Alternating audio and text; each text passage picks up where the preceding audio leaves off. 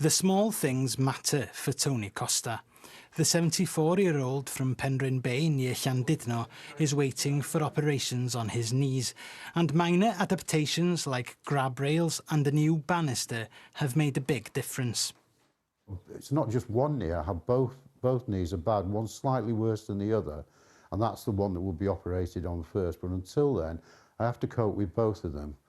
And so I certainly needed adjustments making in the house, because what was once a safe place that I took for granted has become potentially a very dangerous place. The changes to Tony's home were installed by his local care and repair team, seen here on another job. This charity aims to improve standards for older people who live mainly in private housing.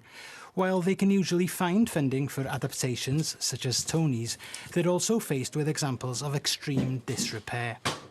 These images were taken by care and repair staff across Wales.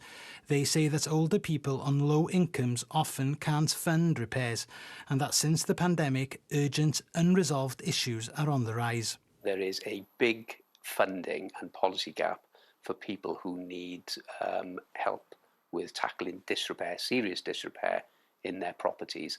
So we're calling on Welsh Government to introduce a safety net grant to help those low-income old homeowners who've got nowhere else to turn.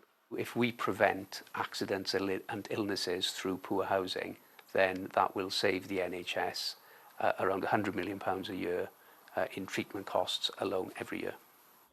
Responding to Care and Repair's comments, the Welsh Government said that they value the work undertaken by the organisation in providing older people with decent quality housing. They added that they give Care and Repair, local authorities and housing associations over £19 million every year in order to support these services. Tony Costa's ultimate goal is to get back on the tennis court and play the sport he loves once more.